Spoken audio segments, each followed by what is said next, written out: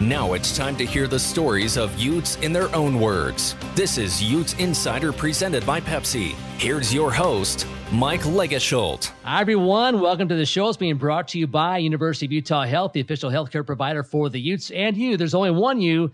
Be treated that way. Visit uvuhealth.org/Utes. Well, it is postseason time for collegiate gymnastics, and number 4 Utah is off to the NCAA semifinals this weekend in Fort Worth at Dickies Arena. They'll be there against number 1 Oklahoma, number 5 Alabama, number 8 Minnesota on Thursday at 11 a.m. Mountain Time. You can watch on ESPN2. Ken the Robart Spahn myself will be there for radio coverage on ESPN 700 as well. And it should be a dynamite meet. It's very balanced at the top this year. Number 2 Florida, number 3 Michigan there as well, and they would be the teams likely to advance to the finals on Saturday if the bracket holds a form, but should be dynamite competition. And we're going to be joined on today's show by one of Utah super seniors, Alexia Burch from Sparks, Nevada. She's been a regular on vault and being the past couple of years. A little bit less on being this year as the team is so deep, but she came up clutch in the regional semis when Abby Paulson had a back issue during warmups, and Alexia all of a sudden was going on 3 events, scored a 9.95. All 3 events on vault, bars, and beam. Had a pair of 9.9s in regional finals, as well as the Red Rock scored a 1.98 to a postseason best advance to nationals for a record 46 consecutive time. And she was huge for that team that night, has been throughout her career. So we'll talk to Alexia about nationals and this year's team when we come back in just a moment. This is Utes Insider. To hear more episodes of this show and other Utah athletics podcasts, search for them on iTunes, Spotify, and YouTube.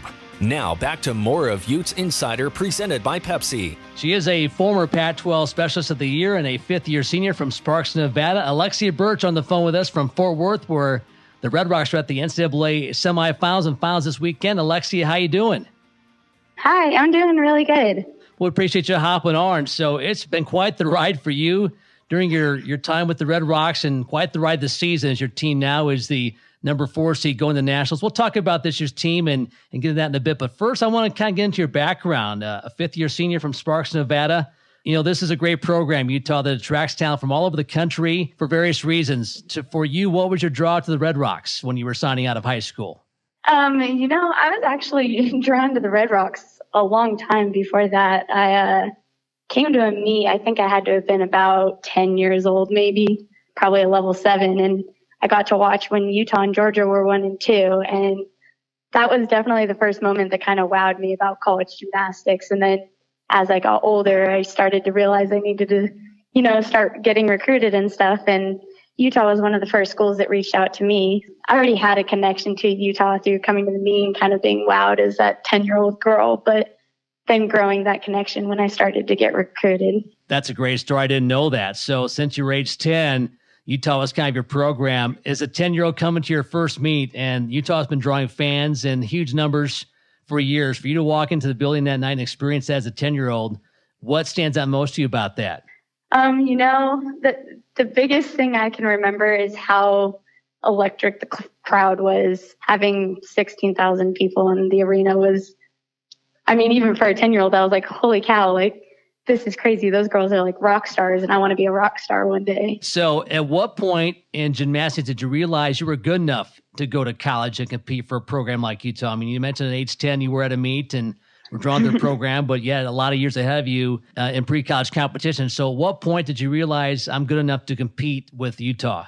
I think the moment hit me when I have to think what year it was. I think it was 2015. I had just won nationals in JO, and that was kind of the first moment that hit me. And I was like, wow, I'm actually good enough to be at a school like the University of Utah. At that moment, that was it, huh? Yeah.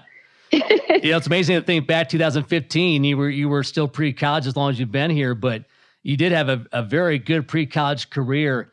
It's interesting. Look at your numbers. You were 4th on beam. You've always been very good on beam. You've been being a competitor really the 3 previous years, every meet, and now 5 times this year. And we'll get to more of your competition as of late here in just a moment. But you've come in, you've become an excellent vaulter. In fact, you were all Pac-12 the last 3 years in that event. At what point did vault really become one of your top events?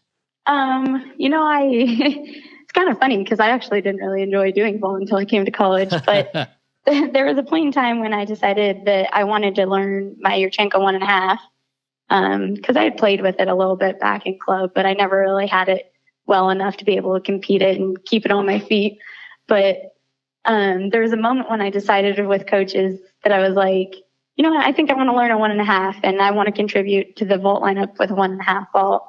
And I think that summer, towards the end of that summer, it was kind of when I was like, well, I'm like actually pretty good at vault. Like this is going well, and got my 1.5 and then started competing that. Well, very good. You were a Pac-12 champion this past year with the 9.925 at the conference championships. But to me, the best story for you is bars. And I was broadcasting a meet with Megan Marsden a couple years ago, and you had just started to compete on bars. This is 2021, and Megan told me that she was recruiting you, and so I compete and called back to the coaches or talked to them after she returned and said, you know what, I want her. She can do beam for us and some other things, but she will never compete on bars for Utah. And she was just dead set on that. And we sat there that night and watched you perform. She goes, I'm amazed at what Lexi's done, because bars was never her thing, and she decided for her traditional senior year that she was going to be a bars competitor and help out the team in that area. And now here you are scoring 9.95s at regionals and doing quite well. So that's amazing to me. For one, to see someone at the college level and be in their twilight years and saying, you know what, I want to do something else to help the team and take on a new challenge and really do it, which you did. And secondly, to do as well as you've done. So just talk us through, Lexi, about your process of thinking about bars, getting into it, and raising to the level now where you are a 9.95 competitor in that event. That's amazing to me. Yeah, bars has definitely been my kind of like taboo, crazy event that when I was coming to college, my parents and I were both like, yeah, Tom's definitely going to have me throw my grips away when I get to college. And we had always joked about it, but there was like a little piece in the back of my brain that was always like, no, I don't think I'm going to let him just, tell me, yeah, let's retire the grips. I wanted more out of myself to kind of contribute as much as I can to the team. I've kind of always been that person that I'll do whatever it takes to help the team do better. So I think that was kind of part of why I wanted to become a better bar swinger and contribute on an event that back in high school, I was like, I don't think I'm ever going to compete bars in college. It was kind of funny. I remember there was a day when I was learning my double layout off of bars, and I had just moved it over to the hard setting, and Tom was like, yeah, we might have, you might have it by next year. And I think it was funny because it was the fall going into my senior season. I was like, no, I think I'm going to have it. Like, I'm going to compete this routine this year. Like, you wait and see. I'm going to compete it. Don't you worry. And then obviously the season went on. It was like I had a 9.9 bar routine that was swinging pretty well meet after meet. So it was kind of a wild ride. I'll say it was. And like I said, to be at your level, your age, and to take that on and perfect it the way you have is really amazing. So we're visiting with Alexia Burch, super senior for the Red Rocks, as they compete in the NCAA Championships this Thursday and Saturday in Fort Worth, Texas, as they go for a national championship. It will be the 11th in the program's history. Utah, the only program that's been to nationals every single year, going back to the AIAW days. Alexia, it's been a little bit of a different year for you. Like I said, you've been on beam every meet the previous 3 years. This year it's been just 5 times. You've done vault on a regular basis, but this is a very talented team. And we knew with pretty much everyone coming back from the 2021 season that, hey, it was going to be difficult competition for rotation spots. And with some talented freshmen coming in and just development, we knew that would be the case. And, for someone like yourself who was a beamer every night for 3 years to know that, I might not be in that lineup every meet, but it's what the team needs to do. And also for you to kind of still be ready when needed. Just talk about what that mental process, that physical process has been like for you this year to be in that situation compared to where you were the previous 3 years. Yeah. So it was kind of funny because when I decided to take my 5th year original, and I was like, I'm going to come back and only vault for the team. Yeah. And that was my original plan, was to just vault for the team and maybe be ready for the events if I need to start training them again. But I'm not going to lie, I got a little bit bored over summer last year. And I was like, might as well still train them. Like, I don't want to get bored. So I ended up still training them all through preseason. And then when we got to season, we had 9-10 girls hitting a 9.9, 9.95 beam routine every day. in the gym. So it was like, wow. You knew that maybe 3 girls you knew were going to be in the lineup, but like we never really knew who was going to be the lineup for the meet that week because we had so many girls that are phenomenal at beam this year. Like, I would say it was kind of difficult mentally, but it really wasn't because I knew if I wasn't in that beam lineup, the next person that was going to hit a 9-9 beam routine. So as much as like for myself, yes, I wanted to be in the lineup. It was like I still want to have a good meet as a team and like get another win as a team. So if that's what it was going to take, that's what it was going to take. Well, that unselfish character has really permeated this team this year. Like I said, it's a deep group, but everyone seems to understand their role and how important it is just to be, the best 24 routines you can offer every night. And sometimes it's different people, but I want to talk to you about regionals. So we go to regionals in Seattle.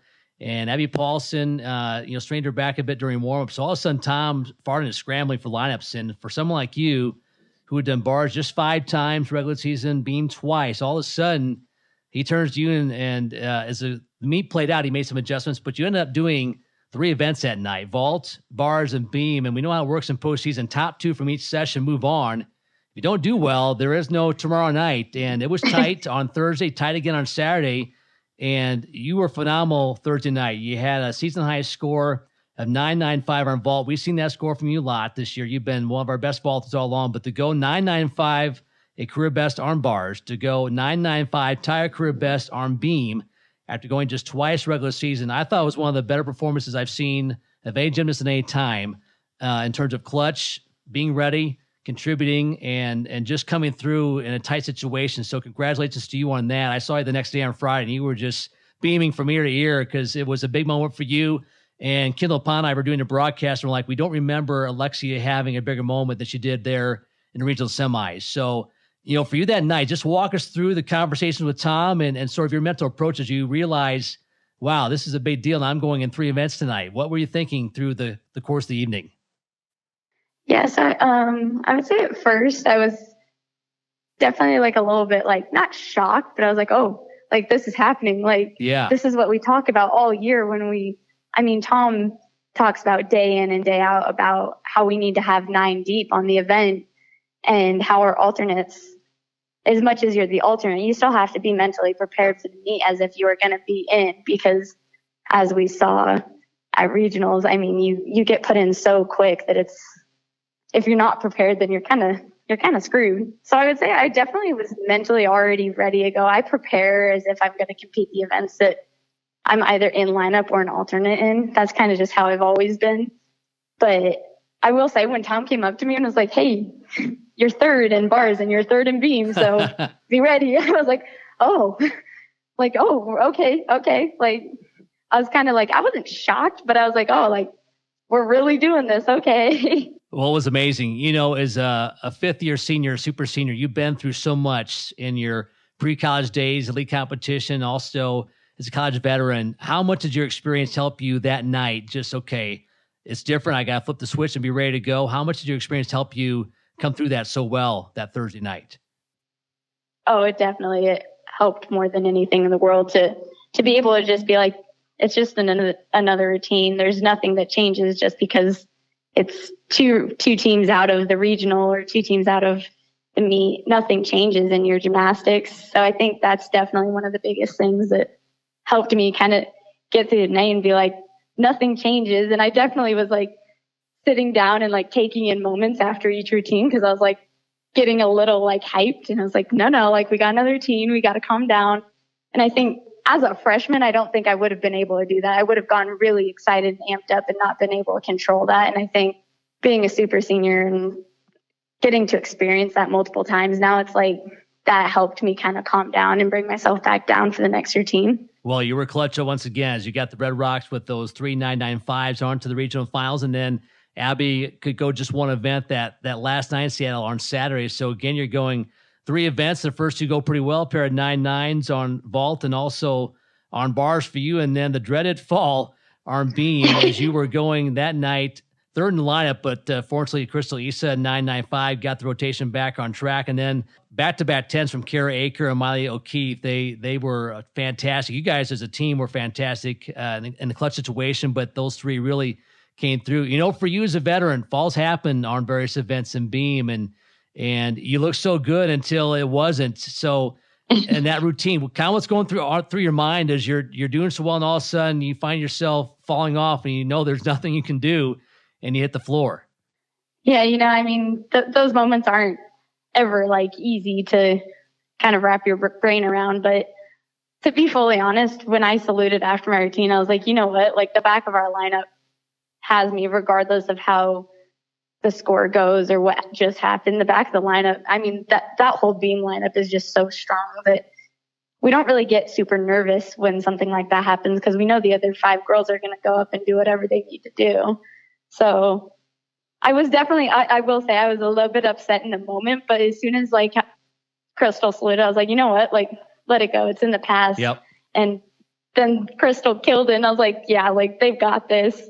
Well, you guys win that session. You move on to nationals, and you'll be in there with number 1 Oklahoma, number 5 Alabama. We saw them in Seattle, and also number 8 Minnesota, who came to the Huntsman Center at the tail end of the regular season. Should be a dynamite semis. And, you know, Alexia, there are years where you kind of think, well, there's 1 or 2 teams that have sort of separated themselves, but you guys beat Oklahoma regular season.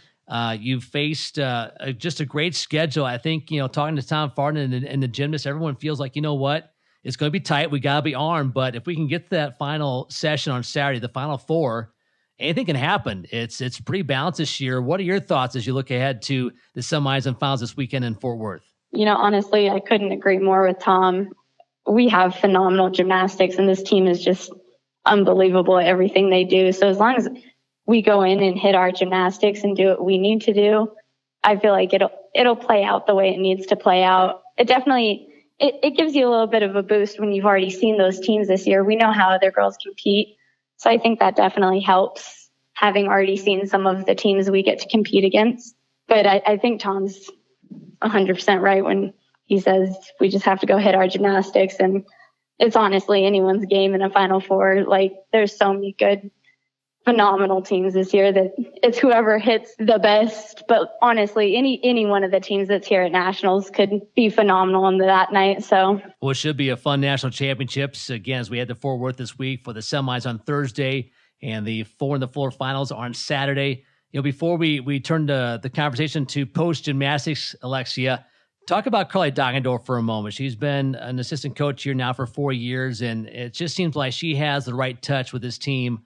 Arm beam just says the right things, has you guys in the right mindset, and just has you right where you need to be. You guys have been one of the best beam working teams in the nation in the last 4 years. Just talk about Carly and sort of what her magic formula has been.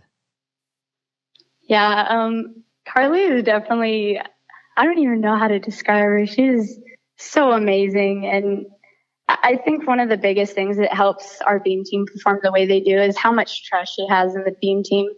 Even when we were having some moments during season where it was like we didn't really do what we did in the gym, Carly knew we were going to turn it around and be that beam team again. But she's so loving and caring, and I think she almost wills us to do our beam routine sometimes. That's how much she cares about this program and about beam doing well. Like, if you see her on the side on beam, sometimes like you can see her standing there like almost doing the routine with you. That's how much she cares about it. But yeah, just how much she loves and trusts this beam team. I think that definitely makes a big difference. Well, this is it for you, your final weekend of competition, a super senior. You'll be done here at Utah soon. You've been very involved in the student athlete groups, helping with, you know, equality and diversity and awareness of so many important things beyond just academics in the gym and beyond your team. You've really been involved with the entire department and so many things. So, Alexia, as you're ready to depart the city and campus, what's next for you coming up in the next few months?